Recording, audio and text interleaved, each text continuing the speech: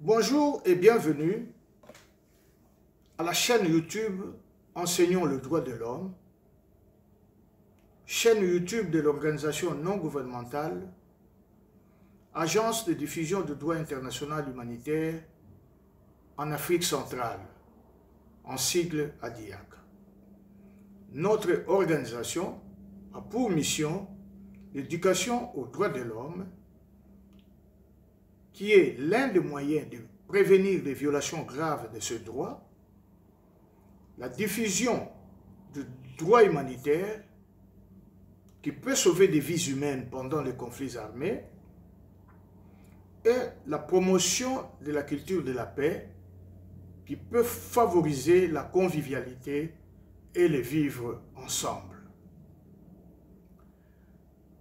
Nous saluons tous ceux qui nous suivent, particulièrement nos abonnés, pour l'importance qu'ils accordent à notre travail.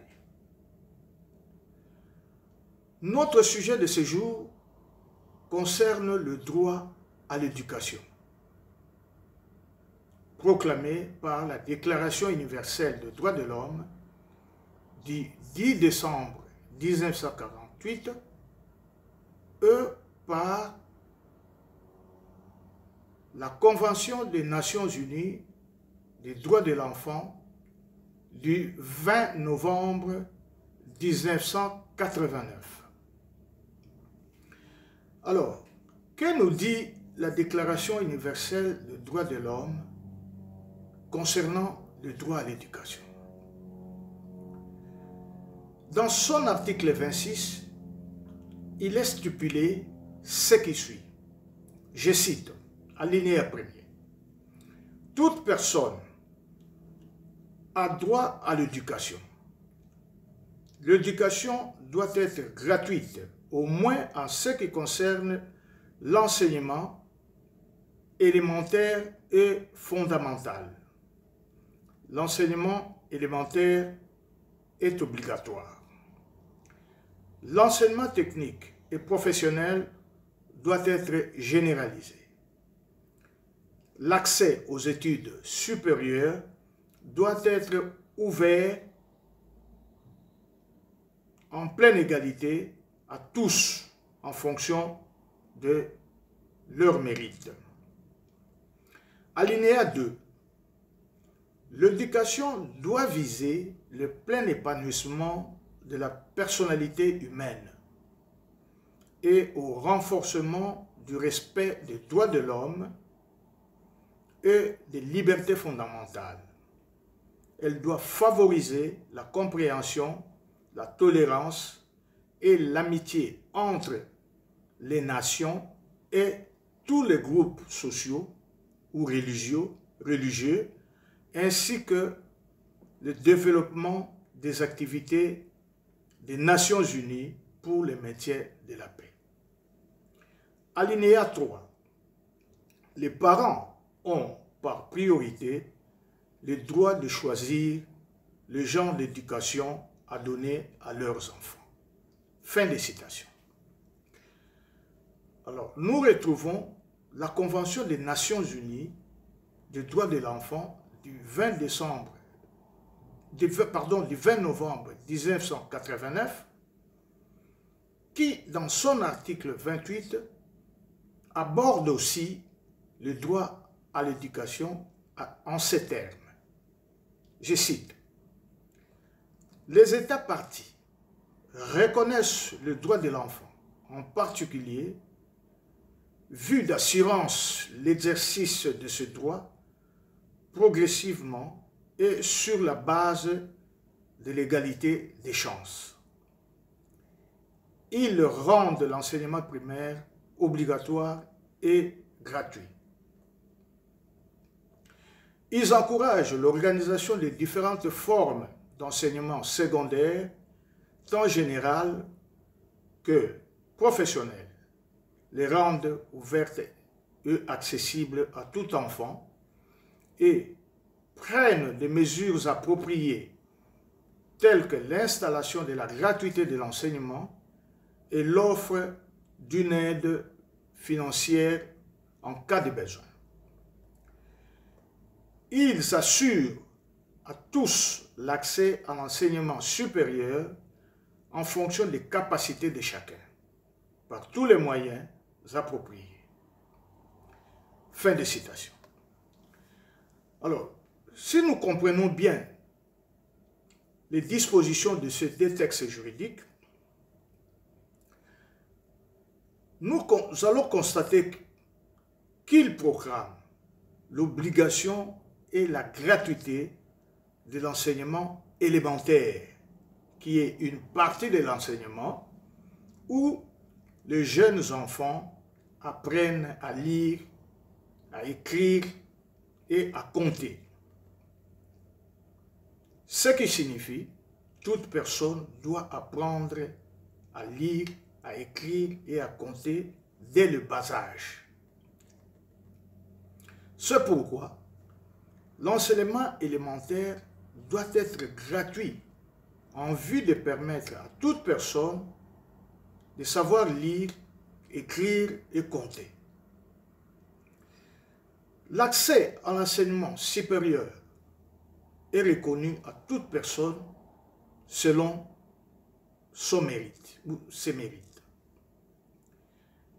Éduquer, c'est former quelqu'un en développant l'épanouissement de sa personnalité. Éduquer,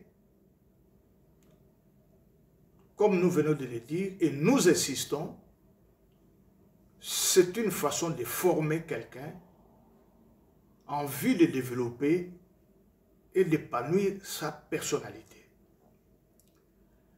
L'éducation est le développement de la capacité à être soi tout en étant avec les autres, à ménager ses relations avec eux à partir de la vie sociale, à intérioriser la culture commune. Nous voudrons souligner que l'éducation englobe l'enseignement et la formation. L'enseignement peut être considéré comme une action de transmettre les connaissances nouvelles ou le savoir à une personne.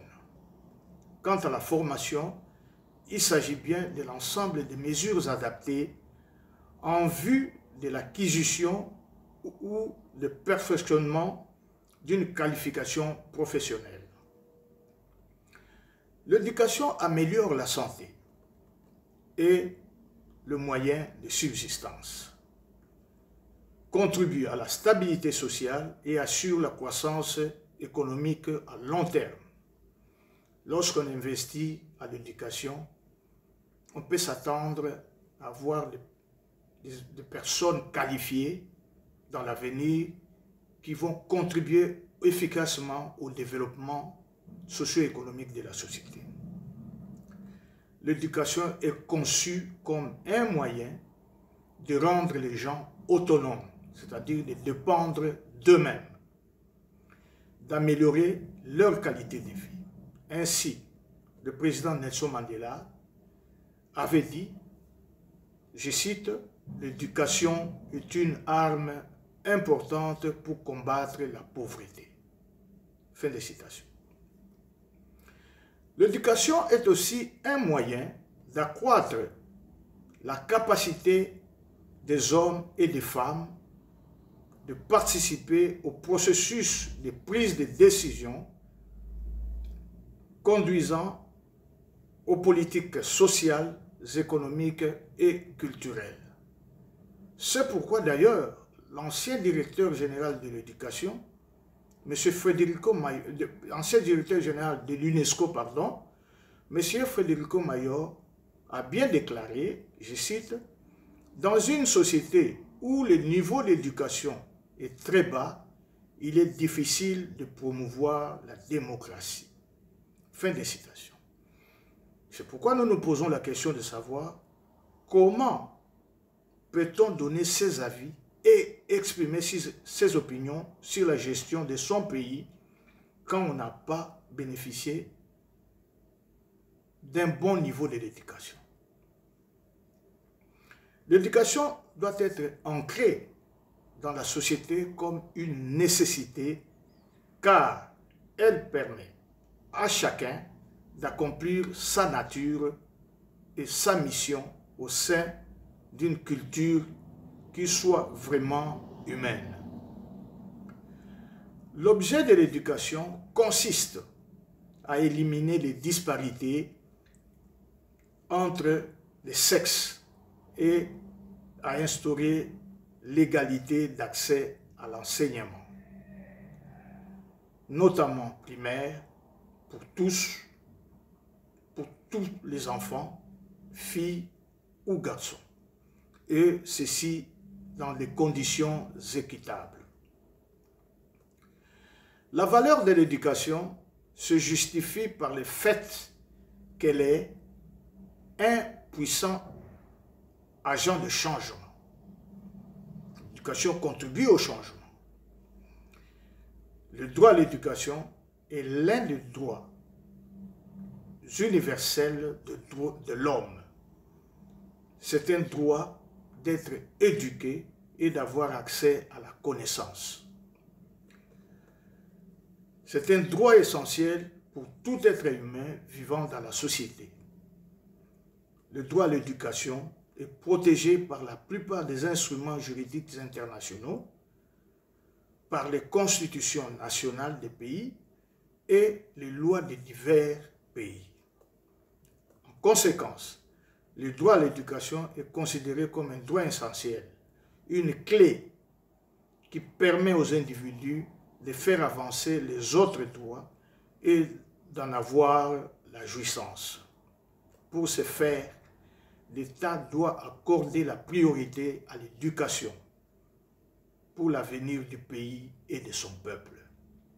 Un budget conséquent doit être consacré au secteur de l'éducation. D'ailleurs, la Convention des Nations Unies des droits de l'homme, la Convention des Nations Unies des droits de l'enfant du 20 novembre 1989 prévoit que les États partis puissent offrir de l'aide financière en cas de besoin. La gratuité de l'enseignement élémentaire est un moyen pour en faire bénéficier à tous les enfants, quelle que soit leur situation sociale. C'est un élément important pour l'égalité des chances. S'opposer à la gratuité de l'enseignement primaire constitue de l'égoïsme et de la discrimination à l'encontre des enfants des familles démunies. C'est une façon de priver le droit à l'éducation à ces enfants, afin de privilégier seulement ceux des familles aisées. C'est un traitement discriminatoire. Le droit à l'éducation, considéré capital pour le progrès des droits de l'homme, est reconnu par la plupart des instruments juridiques internationaux, ainsi que le droit de plusieurs pays, comme nous l'avons dit. Nul ne peut douter que, grâce à l'éducation, les êtres humains sont capables de progresser par eux-mêmes pour évaluer et atteindre le plus haut degré de dignité dans les échanges avec d'autres personnes et les autres peuples. Nous pouvons conclure en recommandant aux parents de consentir des sacrifices pour l'éducation de leurs enfants. En effet, l'article 26 de la Déclaration universelle des droits de l'homme leur reconnaît le droit de choisir le genre d'éducation à donner à leurs enfants. Pas une mauvaise éducation, bien sûr, la bonne. Tout parent qui prive son enfant de droit à l'éducation est comparable à un criminel, car il met en péril la vie et l'avenir de son enfant. Voilà ce que nous avions à vous dire concernant le droit à l'éducation. C'est l'un des droits très importants comme droit de l'homme.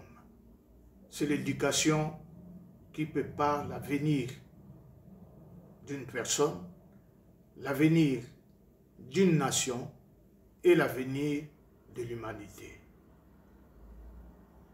Pour aujourd'hui, nous nous arrêtons ici.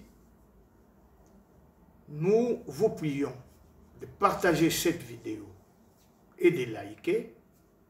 Nous vous invitons aussi à vous abonner davantage à notre chaîne YouTube Enseignons le droit de l'homme, ce qui vous permettra de connaître aussi davantage vos droits en tant qu'être humain, lesquels droits qui sont proclamés par les instruments juridiques internationaux et les lois aussi les lois nationales aussi des divers pays.